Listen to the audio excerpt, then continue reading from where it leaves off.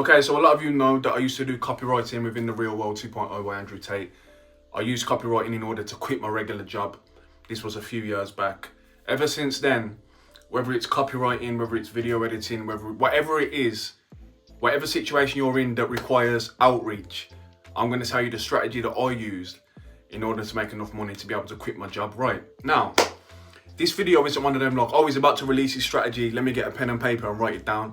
It's not that, but me telling you my strategy will help you come to terms with why you're failing in whatever niche you're in and why you're failing with whatever type of outreach you're doing. Now, first of all, when I joined the Real World or Hustlers University, whatever you want to call it, there was a smaller amount of people in there than there is now, right?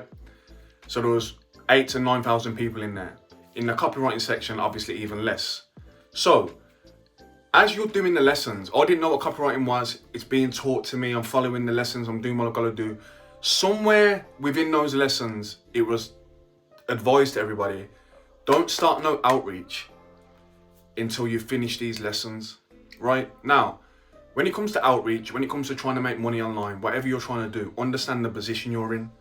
Now, I read that and was like, I ain't got the time to wait for my outreach.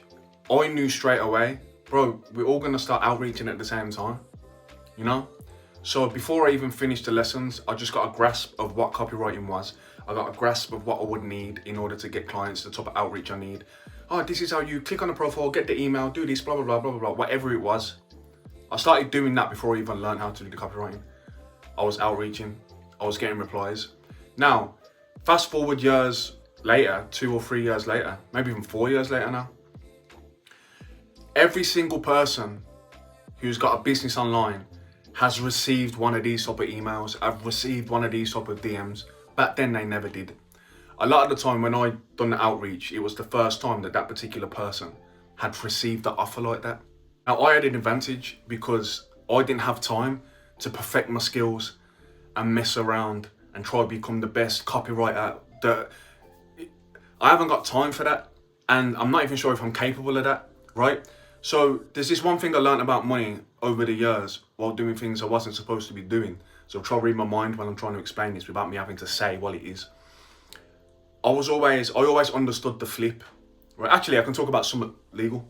So even with eBay reselling, it's all about the flip. I knew the more sales I make, the more money comes through my hands, the more money I've made, right?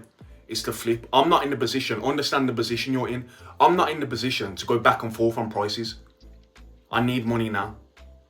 So a lot of you that outreach, because I get the messages now, it's flipped now. I get the messages, a lot of you are 18, 19, and you're like you make thumbnails or you edit videos and you want to charge $200 for this video and I'm offering you 50.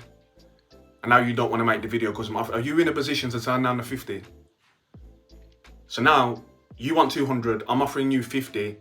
You're not established.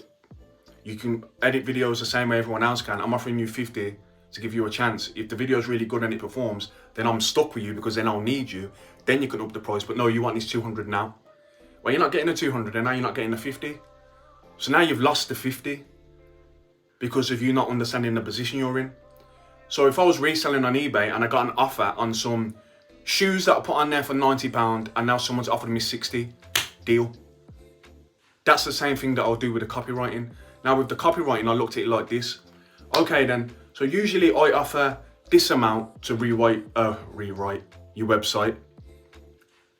But how about you pay me this amount up front, and then depending if you like it and if it's actually working, then pay me the other half or whatever it was, right? So if you pay me 20% up front and then 8% after it's worked, if it don't work, don't pay me.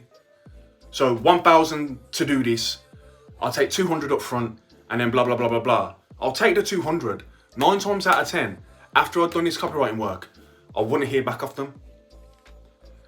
Maybe I weren't good enough. Maybe they just thought, oh, I could do this. This is no way I could do it myself. Whatever it is, I wouldn't hear back anyway. There was a handful of people that I worked with more than once. So I tried to push for that upfront money, whatever they could give me, because I knew my skills weren't that good anyway. But I'm all about the flip. Give me the money. As much money goes from my bank account. The more transactions, the more money. I'm not going to have no transactions and then wait for the one big one because I weren't in that position. I needed the money now. I'm not qualified enough to be going back and forth and trying to work on some type of deal that's unreasonable in my mind. So understand this when you're doing outreach. A lot of grown men, I'm speaking to the younger guys now, a lot of grown men work a regular job for £15 an hour. £15 an hour. And you'll charge 200 for something that will take you an hour long. That's great. But who are you? Who are you? What's your track record? Whose life have you changed? Whose business have you grown? What position are you in? Take the flip. Take the smaller amount. The more money that goes through, the more money you made, right? So you corner the market in a sense. It's kind of like if you're selling lemons on the street and you got an ounce of lemons, and an ounce of lemons on the street go for 170 to 180. Bump it down, 130 to 140. Don't get stuck on a price. Because when you're stuck on a price, every time that you get moved off that price, it feels like a failure. Oh, but he sold it for 180 and he sold it for 170. Now I've sold 3 for 130. He sold 1 for 180, you sold 3 for 130, but you'll never get to that 3 because you're so stuck on this number. Because every time it moves off this number, you view it as a failure and you don't want to do it. Do it, get rid of this product, get rid of this workout, on to the next one. Get this client sorted and then get out the way onto the next one. People are looking for a long-term partner. You have to be really good and really established. Only a few slip through the cracks. Me, I got lucky. It's all timing. There was less competition and I needed the money bad and I was relentless and I knew myself, I'm not going to be really good at this. Let me just try and scoop up as much money as possible within this, right? So I can do this. I'm doing the YouTube at the same time. Documenting my YouTube keeps me accountable. It keeps me uploading. I was able to grow my own audience. I'll be able to start my own businesses and I don't need to do that mess anymore, right? It's all about piling up the money, piling up the small wins. Understand the position you're in. If you're not in the position to turn down money, don't turn it down. Don't turn it down. Peace.